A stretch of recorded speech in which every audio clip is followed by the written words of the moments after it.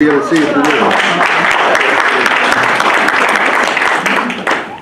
right, we're going to move along with the presentation. Everybody got that website? Poolplace.com. Yes, ma'am. Good. Yeah, slow it down.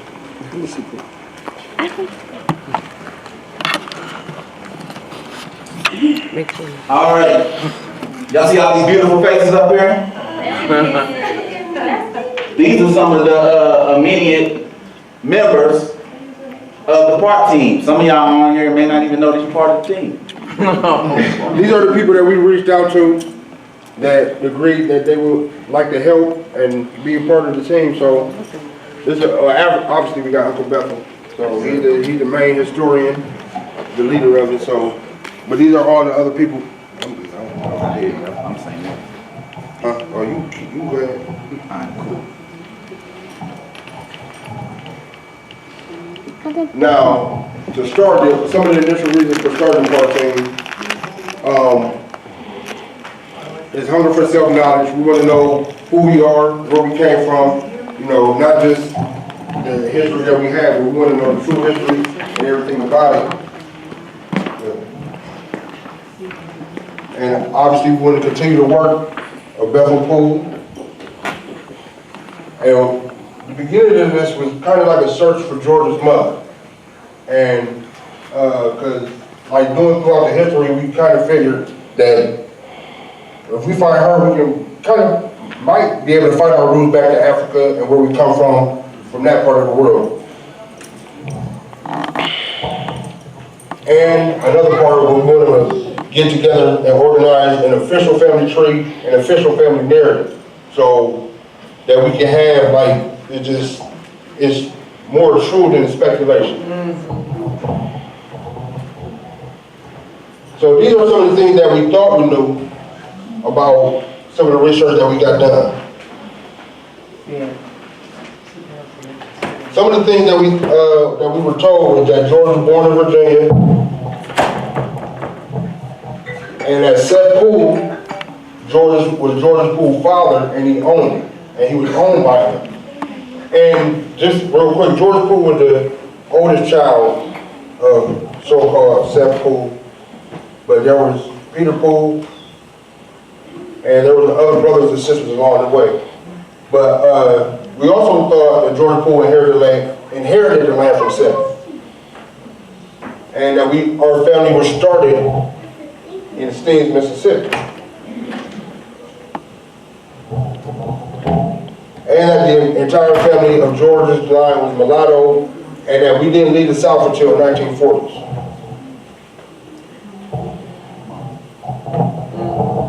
I want to welcome my mama, who's also an elite member of the park team. And I would love for y'all to give her a round of applause. She's been doing a lot of excellent work over the years. I don't actually need a mic. Basically what they wanted me to interject is how easy and difficult it is to do your ancestry. Years ago, when Uncle Bethel started, again, he had limited resources. He did a remarkable job talking to people, interviewing people. Where's he at? Right here. Now, to my knowledge, do you have any expertise in interviewing? Have you done it for a job? No. He was the average Bethel. Going out with a pencil and a piece of paper talking to people. Guess what? That takes a lot of work and a lot of patience. You know why? Because people forget stuff. When I started, I'm a foot soldier. I like digging. I did not go to Ancestry.com. I didn't do all those things that are out there, that up and coming things. I like doing the footwork, just like he did. But guess what? These young whippersnappers, they know everything there is to know about the internet. And you know what that means? They can find more documentation, they can find all the names, they can find the children of people that didn't even know that they was connected. All these things together will help us know who we are and who we were. Now, why is that important? Well, even in the Bible it says that so-and-so begot so-and-so. Now, do you think that if that was not important, it would be in the Bible?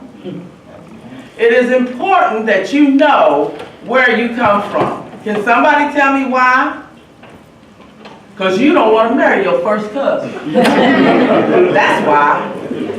Now, we're laughing, but I come from Newburgh and Louisville, Kentucky. And it's a very small community, but it's an old community. It goes all the way back through slavery. My husband's people were slaves at Farmington. Newburgh community is made up of a whole bunch of people that went to high school together. And they went steady. If you go to a funeral, you will see people who are kin people. And everybody's whispering, didn't they go together when we was in high school? That's why you need to know who you are and where you come from. There are tools out there now where you can find out who your people are.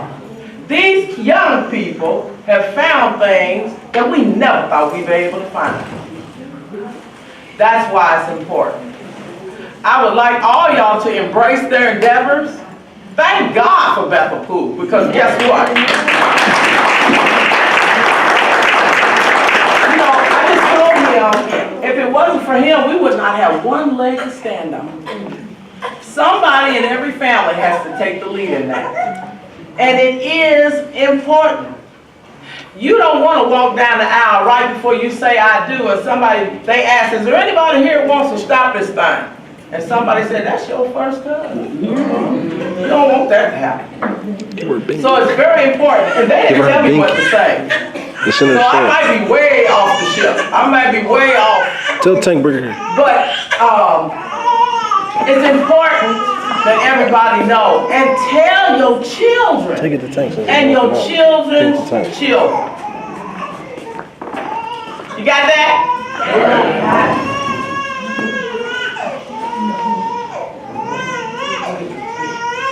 And one of the things that she said that she's very, when she brought me in, she was studying all these slave narratives. I'm like, why she do that? And I started reading it, and she got me hooked.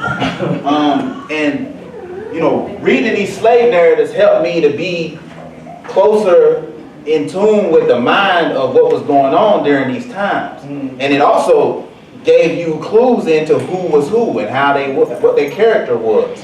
And I learned that early on from being connected to my mom. So that was one of the tools. Another tool, when we heard about Seth Poole, we looking for Seth Poole, we see Petty Poole, we see with a Y, we see Petty Poole with an I, we see P Poole, we see Poole with no E, Poole with E. I mean, I done seen Seth spelled different ways. They marry the same people, same names, marry women with the same names. So it's very hard to track this stuff. So you gotta have patience and discipline. And those are things that I learned from my mom, and as from my own testimony, she learned them things from studying at Peter Bethel Pool. So we're gonna keep it moving. Right here, the earliest records found connecting our family to America. Brother Murray, he talked about how we want to find George Poole's mother to see how we're connected to Africa. You know, but when people right now, you know, Trump in office, he talking about y'all need to go back to Africa. You know, well, trace your people back. From what we know, that Trump guy, his people, they immigrants. They from Germany, right? Right? But we got people, Jane Parkiaga, she from right here. We got blood that traced to this land. We got every right to this land to claim this land. More than Trump and his boy, you know. So, right here we have, in our research, some of the things that we heard, we started to look, this is an alleged mother. We're very close to getting the concrete evidence of these things. But we have to make a disclaimer that without having that finite evidence, we have to say alleged or suspected, or in this case, speculation. So Leona Crowder, born 1802, birthplace Virginia. That is the alleged mother of George Poole. We'll go into detail about that a little bit later. We have a William W. Poole, born 1801, 02, and we have a Seth Poole, who we, for a long time, been told is George Poole's father. These are the speculation of the birth father. George Poole's siblings. I don't know how many people in the room are aware of George Poole's siblings, some of the names, but we are honored to have some of the descendants of George Poole's descendants of his siblings, the descendants of George Poole's siblings, right here in this room. I mean, and that's a beautiful thing. And from what Uncle Bethel said, we had more that used to come to the reunion. And so one of the major works of the PART team is to try to build these bridges again, make these connections so that we can fill these rooms up. And not only just for the reunion, but all year round do different things so that we can be a family once more, a stronger family once more. But we got Albert Poole, we got Peter Poole. Again, that's the descendants right here in this room. If y'all can raise y'all's hand.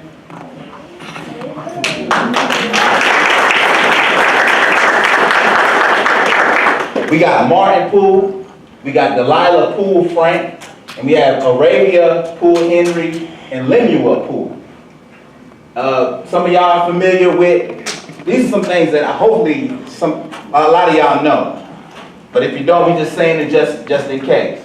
His Jane and George Poole, their kids, William Budweiser, who they call Uncle Bud, Claudia Jane, is her name became, Parky Poole, Christopher Columbus Poole. I've only seen Christopher Poole, I ain't never seen the Christopher Columbus thing, but here nor there. The Mary Poole,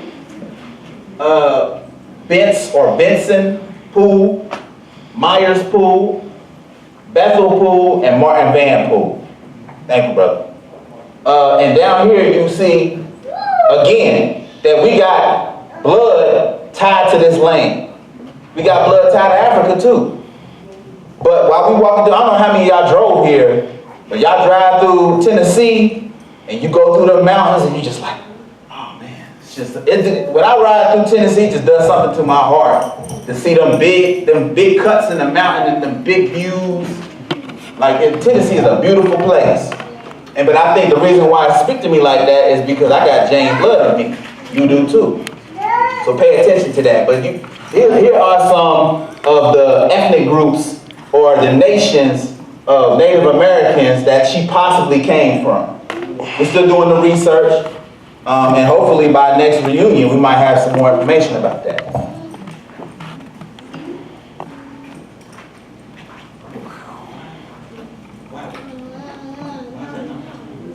That's weird.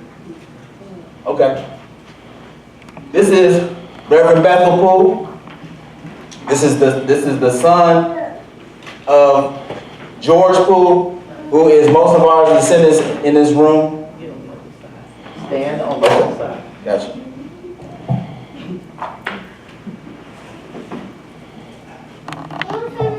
Now we had a picture here of Nathaniel Poole, who is the son of Reverend Bethel Poole, who is many of the progenitor of the people in this room. How many of y'all can name Nathaniel Poole's children? Raise a hand. Do I have to name in order? Yeah. No, No. That's right.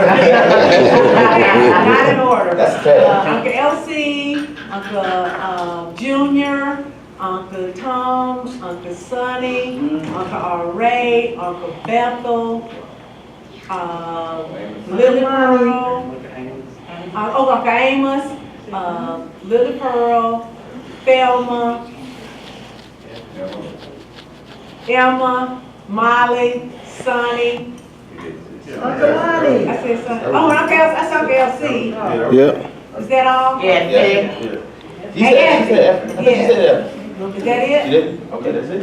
That's it? Let's give her a round of applause.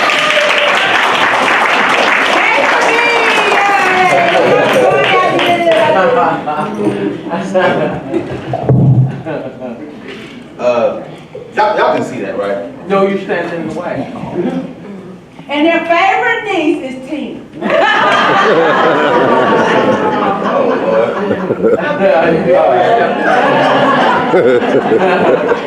It's evident though, she definitely knows. All right, so when we look at the history, we got around the United States again. When you walk around the United States, don't let these people tell you that you need to go on somewhere. You know, this land is my land, this land is your land. Hey, we got roots here. We've been here a long time before a lot of these other people, all right? So, Virginia, 1700s, 1800s, when you look at the pools, the quote-unquote pools from Europe, they came to Virginia. When we look at George Poole's alleged mother, Leona Crowder, her birthplace is Virginia. All right, that's in the early 18th century, and in some cases the 17th century. Here in Georgia, we'll be going into some details, but all of some of the major finds that we found of George Poole's siblings, their birthplace is Georgia. We'll be going into some detail about that, but not Steens, Mississippi, or Virginia for that matter. Tennessee, obviously we talked about Jane Park. 1840 to 1865, Mississippi. We'll go into some details about how we ended up there. 1860 to 1870, Alabama. And then back, 1870 to 1940, Mississippi.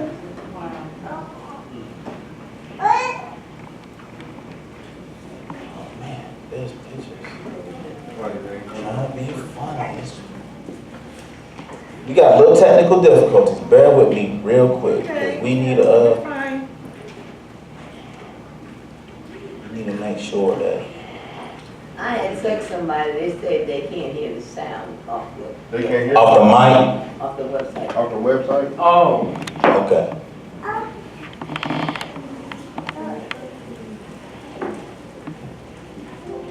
And right now we're dealing with the hotspot.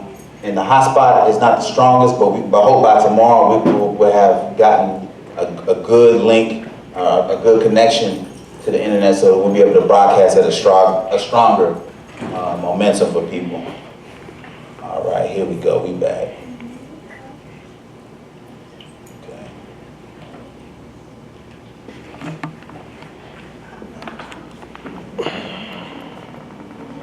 Bear with me.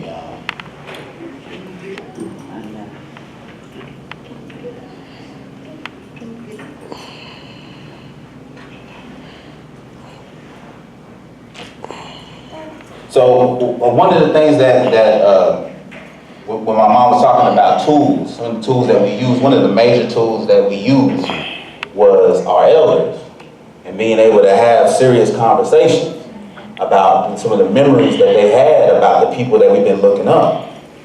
And in that process, you know, that's a real sensitive thing, and in many cases, if you don't get it, while it's good, you might not ever get it again. You know, like my grandmama, Effie, you know what I'm saying? She's dealing with, you know what I'm saying, these issues that a lot of the older people are dealing with. You know what I'm saying? They call it old timers, Alzheimer's, these types of things. And so if you don't get it right now, you might not have a chance tomorrow. You know, and we gotta document these stories. It's important to get that. And that's one of the essential things that we're trying to do with the PART team. So we have some footage we want to share. First, it might be to her surprise, but we have some footage of Aunt Estelle giving that raw, the real, about what was going down in Steens, Mississippi.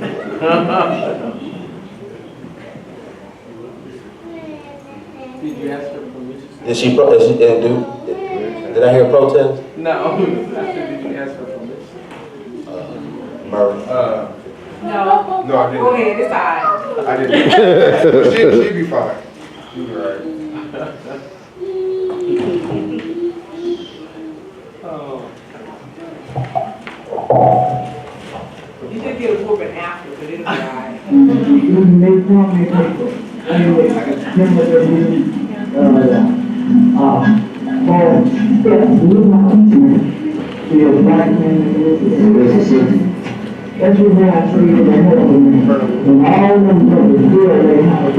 Terrible son.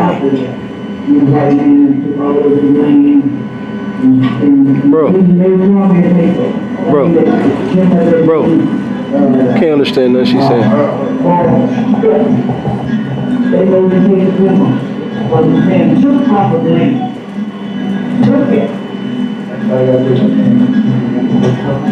Bro, it ain't gonna work.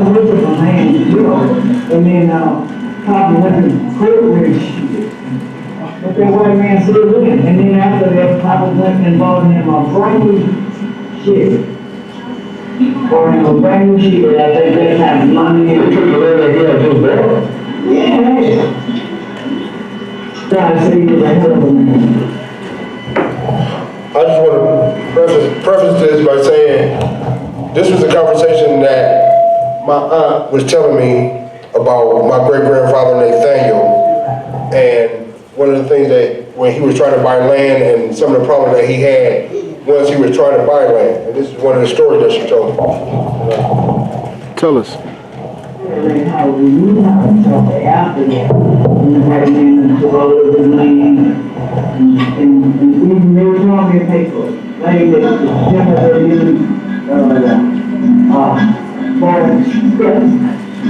they made the paper simple. For the man took off of land. Took it. We had to do it, them all that time, they done took so much of the land, you know, and then, probably went to court with the shit. But that white man said, when, and then after that, probably went and bought him a brand new shit.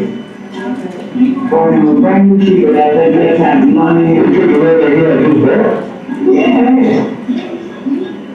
They took a portion of their land and then made a young for them, he had to pay for them to cut their tin off of it, because the white man said it was his man. He was going on where he was doing.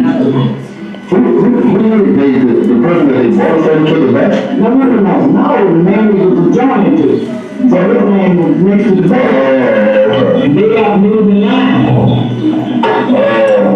And so they showed out trying to measure this and that, the sheriff down there, shit, don't take the white man's word. That white man, yeah, he was doing no good, talking about bringing those white men to school, shit, church, him and three other guys.